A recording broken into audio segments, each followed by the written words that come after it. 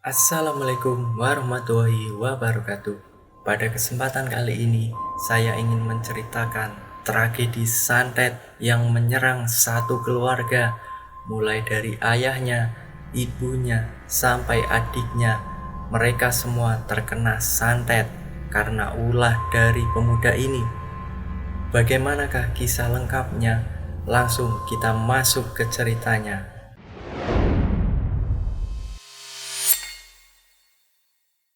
Sebagai narasumber, sebut saja namanya Mukti. Dia menceritakan tentang pengalaman temannya yang namanya Hadi.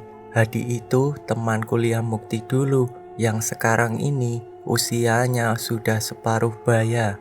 Awal ceritanya, Mukti beserta teman kuliahnya berangkat dari kota menuju ke salah satu desa untuk mencari bahan skripsi.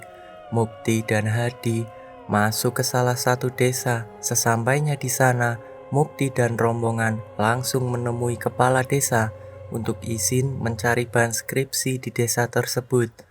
Setelah perizinan selesai, mereka mencari tempat untuk singgah untuk beberapa minggu di desa tersebut. Setelah mendapatkan tempat, Mukti dan Hadi ini menunggu salah satu pamong desa yang tujuan utamanya sumber bahan skripsi bisa didapat dari pamong desa tersebut. Dan tak berselang lama, pamong desa itu pun datang. Mereka ngobrol-ngobrol, membahas apa yang diperlukan, apa saja yang menjadi pokok utama dalam mencari bahan skripsi. Esok harinya, Mukti, Hadi, dan rombongan yang lainnya menuju tempat untuk mencari bahan skripsi, ditemani seorang pemuda desa itu. Hadi ini memang dikenal sebagai sosok laki-laki yang terbilang tampan.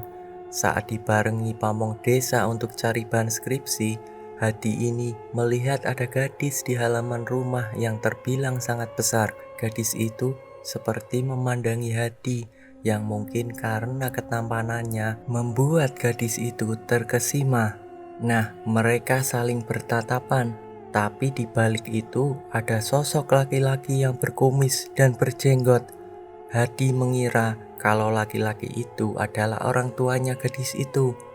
Beberapa hari setelahnya, Hadi bertemu lagi dengan gadis itu. Saat Hadi dan rekan kuliahnya sedang mencari bahan skripsi yang sedang duduk di gardu dan ngobrol dengan pamong desa. Hadi ini turun dari gardu. Entah apa yang menyebabkan dia turun, Mukti tak tahu sama sekali. Hadi melihat seperti ada gadis yang pernah dilihatnya. Hadi ini mengejar gadis itu. Mungkin hampir 1 jam Hadi ditunggu sama rombongan. Sementara obrolan dengan pamong desa, dengan orang-orang sekitar sudah memutuskan di mana mereka akan mendapatkan bahan skripsinya. Sampai hampir 1 jam lebih, akhirnya Hadi kembali. "Kamu dari mana saja?" tanya Mukti. "Itu aku kenalan sama gadis yang aku lihat," jawab Hadi. "Namanya siapa?" tanya Mukti lagi. "Namanya Bunga, cantik orangnya." Singkat ceritanya, sudah hampir 1 minggu Mukti, Hadi, dan rombongannya mencari bahan skripsi. Sementara Hadi kalau setiap malamnya selalu keluar rumah, datang ke rumah besar tempat di mana Bunga itu tinggal, tapi nggak tahu ketemu apa tidaknya. Mukti yang pernah tanya katanya Hadi itu tidak bisa menemui Bunga, dan ketemunya pun harus melalui cara lain karena di situ ada satpam. "Aku kalau mau ketemu Mbak Bunga itu lumayan susah, nggak bisa secara langsung atau bertemu empat mata. Kemarin aja dibarengi dengan ibu-ibu." Hadi yang juga sempat berbincang-bincang dengan ibu-ibu setempat. "Bu, mohon maaf." "Ya mas, ada apa?" "Ini soal gadis itu," ucap Hadi. "Oh Mbak Bunga, kenapa mas?" "Siapa yang punya rumah besar itu?" tanya Hadi lagi. "Oh itu majikan saya mas, dan Mbak Bunga itu sudah punya suami mas, dan suaminya pemilik perkebunan di sini, namanya Pak Harjo." "Oh iya, maaf ya Bu, saya sudah lancang nanya tentang Mbak Bunga," ucap Hadi kepada ibu-ibu itu. Iya, ndak apa-apa mas. Mukti yang melihat Hadi ngobrol dengan ibu-ibu setempat, namun tak berselang lama, Mukti sangat terkejut karena melihat dari kejauhan itu jelas kalau itu Hadi. Tapi siapa wanita yang di samping Hadi itu? Jarak pun semakin dekat. Ternyata gadis itu tak lain adalah Bunga. Mukti sangat terkejut karena dia tahu kalau Bunga sudah punya suami. Setelah di rumah tempat mereka menginap, Mukti ini menanyakan ke Hadi. Hadi, saya mau ngomong sama kamu. Kamu tahu wanita yang kamu tadi dekati itu siapa? Wanita itu namanya Bunga kan? Terus kenapa? Dia itu sudah punya suami dan suaminya pemilik perkebunan di sini, ungkap Mukti. Ketika Mukti ini menceritakan soal Bunga yang sudah punya suami, Hadi responnya biasa saja, justru malah menghentikan omongannya Mukti. Muk, Muk, kamu ngomong apa? Kamu tahu apa soal Bunga? Kata Hadi. Yang saya tahu, Bunga itu sudah punya suami. Dia itu dinikahi sama Juragan Harjo. Kamu janganlah dekat-dekat sama Bunga. Kemudian Hadi membantahnya. Kamu tahu apa? Biarlah itu urusan saya. Mukti yang mendengar ungkapan Hadi hanya bisa mengelus dada. Sebelum kamu ngomong ke saya seperti ini dan sebagainya itu, saya lebih tahu daripada kamu. Saya tahu Bunga dinikahi karena sebab apa? Karena orang tuanya punya hutang banyak dan Bunga sebagai pengganti untuk melunasi hutang orang tuanya. Dia rela dinikahi karena dia sayang sama orang tuanya. Jujur saya itu kasihan sama Bunga, Muk. Saya ingin membahagiakan dia selama-lamanya. Mungkin dengan apa yang di sekelilingnya saat ini, kemewahan, kekayaan, semuanya tercukupi. Tapi hatinya Bunga tidak bisa. Asal kamu tahu, beberapa kali saya ketemu sama Bunga. Ini rahasia besar, Muk. Saya itu sudah berhubungan dengan Bunga, Muk. Saya sayang dia apapun yang terjadi. Saya akan mendatangi orang tuanya untuk meminta restu kalau saya ini ingin membahagiakan anaknya. Mukti terkejut dengan apa yang dikatakan Hadi. Saya sebagai teman kamu, saya itu hanya mengingatkan kamu berurusan dengan orang yang salah. Juragan Harjo itu tempat kita cari bahan skripsi, Hadi. Dia pemilik perkebunan yang akan kita gunakan sebagai bahan skripsi di kota. Kamu jangan cari masalah. Udah, itu urusan saya.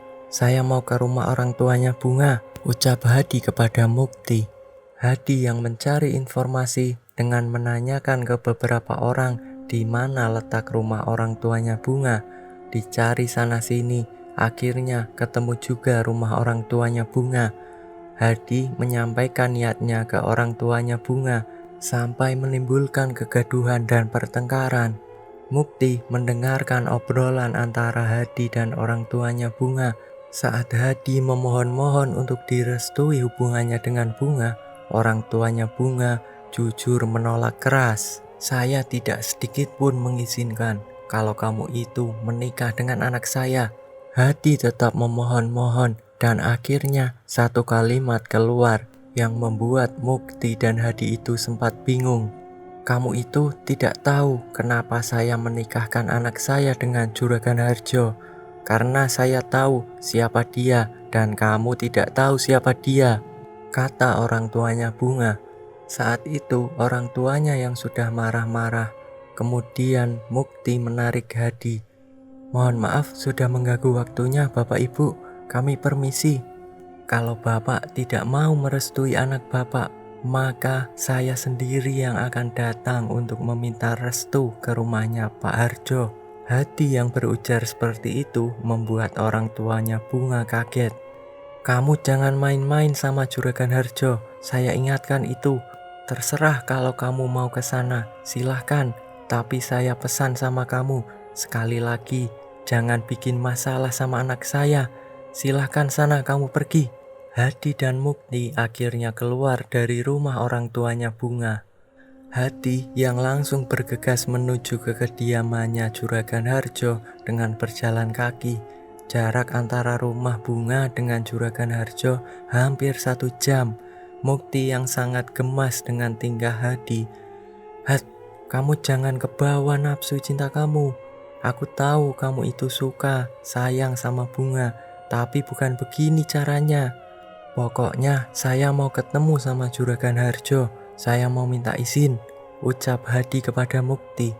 "Ya sudahlah, terserah kamu." Mukti pasrah mengikuti langkah kaki Hadi. Sampai di halaman rumah besar, Hadi menanyakan di mana Bunga. "Pak Satpam, di mana Bunga? Kamu siapa?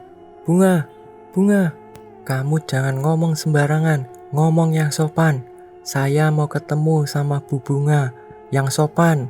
Hadi yang mendapatkan amarah dari Pak Satpam berusaha tenang. "Mohon maaf Pak Satpam, saya mau bertemu dengan Nyonya Bunga. Apakah ada di dalam?" "Maaf, tidak bisa diganggu. Beliau ada di kamar atas lagi istirahat," ucap Pak Satpam itu. Hadi yang mendengar tutur dari Pak Satpam ini teriak memanggil-manggil Bunga. "Bunga, kamu keluar Bunga, Bunga." Suara teriakan panggilan Bunga sampai didengar oleh asisten rumah tangga yang bekerja di tempat Juragan Harjo. Hadi yang teriak-teriak ditegur sama Pak Satpam. Mas Hadi, Mbak Bunga itu lagi istirahat, dia tidak bisa diganggu."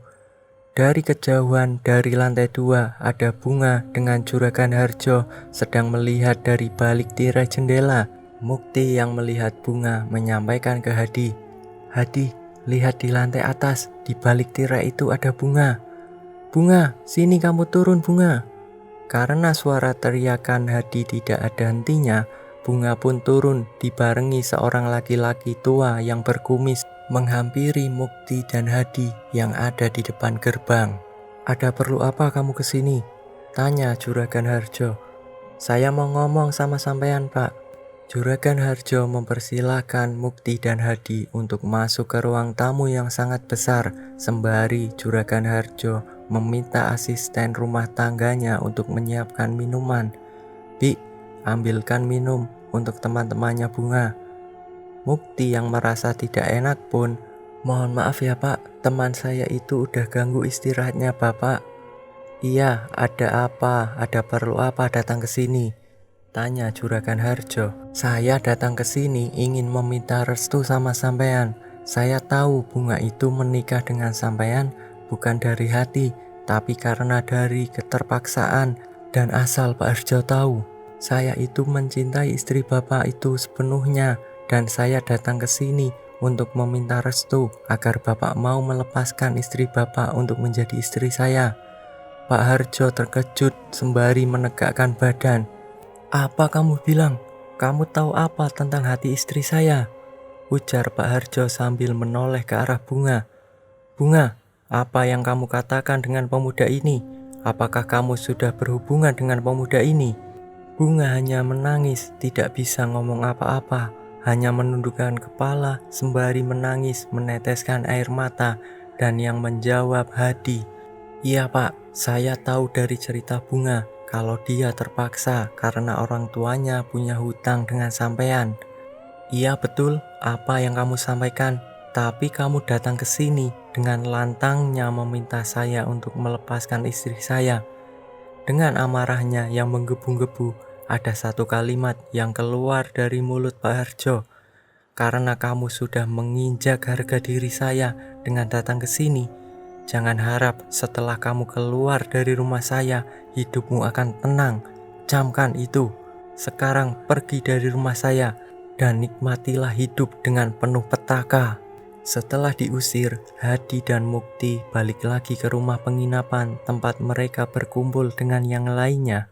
Esok harinya, sebelum Mukti dan Hadi ini meninggalkan desa tempat mereka mencari bahan skripsi, dia pamitan dengan pamong desa kalau hari ini adalah hari terakhir Mukti dan Hadi serta rombongannya ada di kampung ini dan akan balik lagi ke kota untuk melanjutkan kuliah. Saat pamitan, Mukti ini mendengar kabar dari salah satu pamong desa. "Maaf ya Mas, sampean tahu ndak, kemarin semenjak sampean datang ke Juragan Harjo, orang yang disegani di kampung ini, kalian datang ke sini itu pembawa masalah. Dan yang paling membuat saya tidak suka dengan kehadiran kalian itu, terutama teman kamu, Hadi, kata pamong desa. Hadi, kenapa dengan Hadi, Pak? Tanya Mukti. Istrinya Juragan Harjo, si Bunga. Kamu tahu nggak? Dia itu sekarang sudah di rumah orang tuanya, sudah diusir sama Pak Harjo. Dan asal kalian tahu, kalian harus secepatnya meninggalkan desa ini.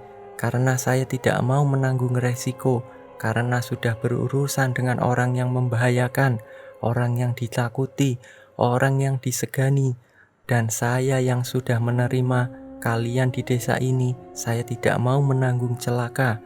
Jadi sekarang juga kalian pergi dari desa ini.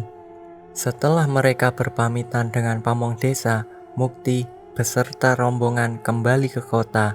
Satu hari setelah dari desa untuk mencari bahan skripsi, orang tuanya Hadi entah sebab apa tiba-tiba meninggal dunia. Waktu itu Hadi sedang keluar, mendengar orang tuanya meninggal, langsung bergegas menuju ke rumah. Ibunya Hadi yang teriak-teriak menangis, "Hadi, Hadi, ayah Had, ayah bangun ya, jangan tinggalkan ibu." Para tetangga semuanya menyiapkan segala keperluan jenazah. Hadi yang sangat terkejut mendengar kabar itu.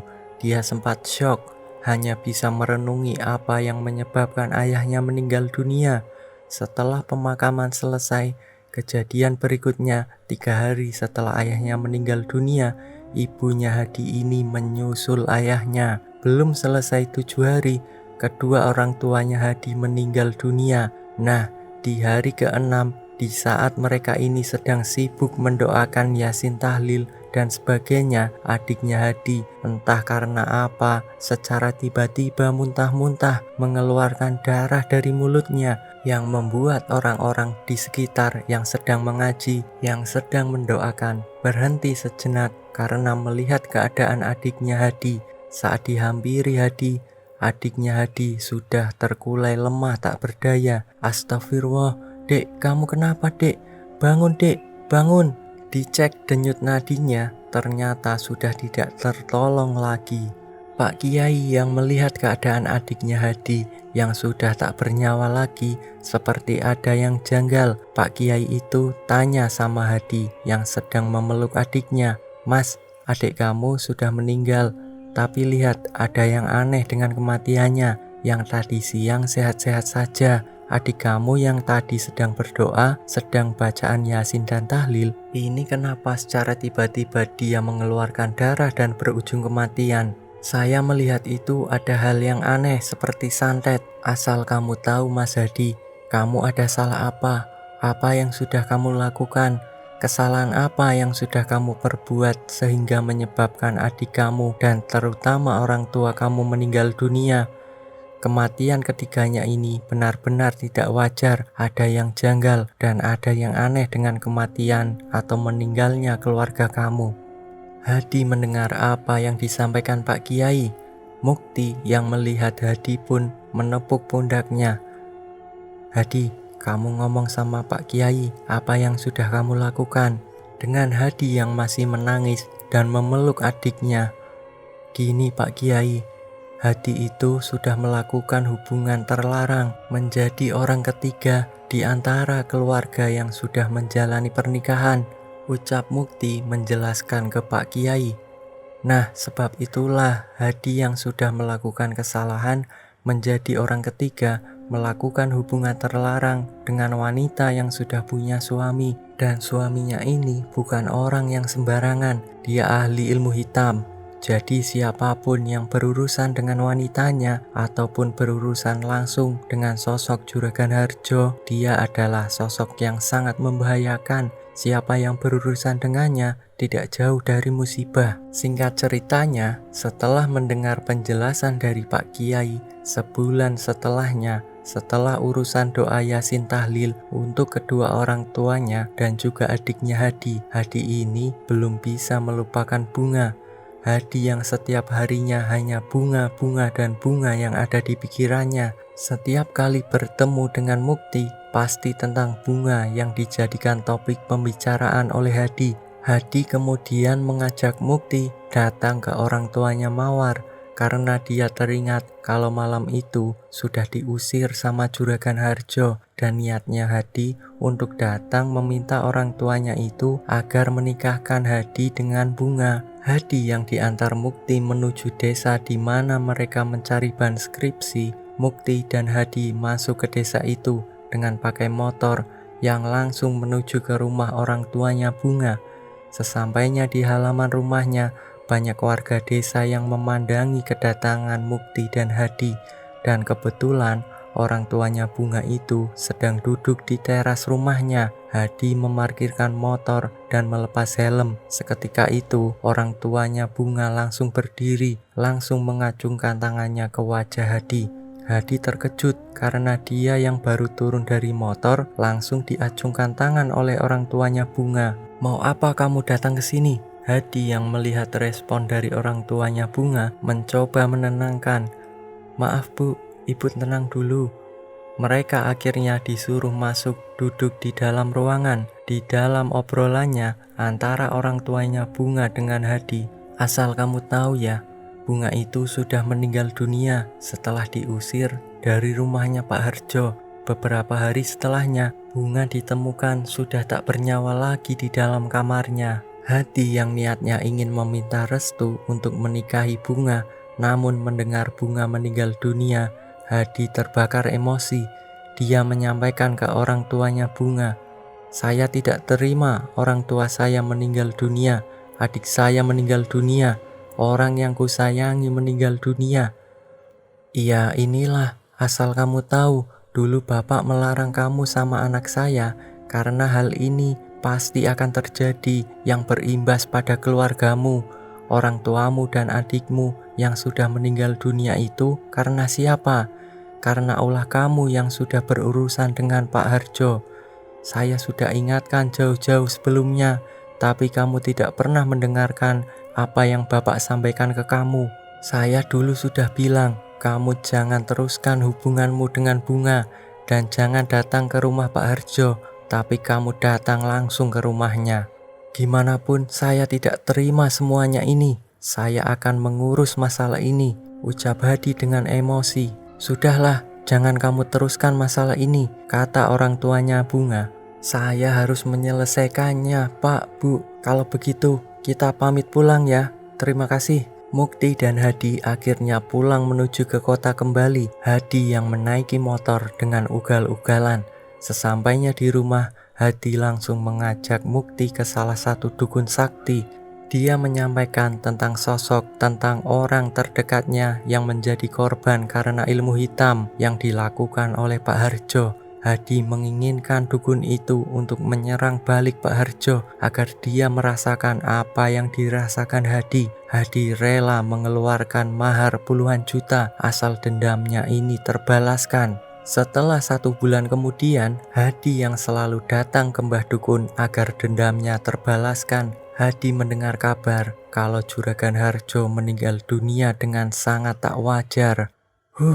Akhirnya dendamku terbalaskan."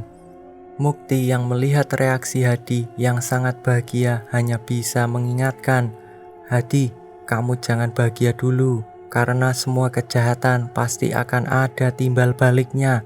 Api dibalas dengan api akan semakin berkobar. Seharusnya kamu jadi air. Ikuti saja alurnya, biar Allah yang balas itu semua. Tapi ya sudahlah, segeralah kamu tobat sebelum terlambat." Selesailah cerita ini. Semoga dari cerita ini kita bisa mengambil hikmah dari ceritanya. Akhir kata, wassalamualaikum warahmatullahi wabarakatuh.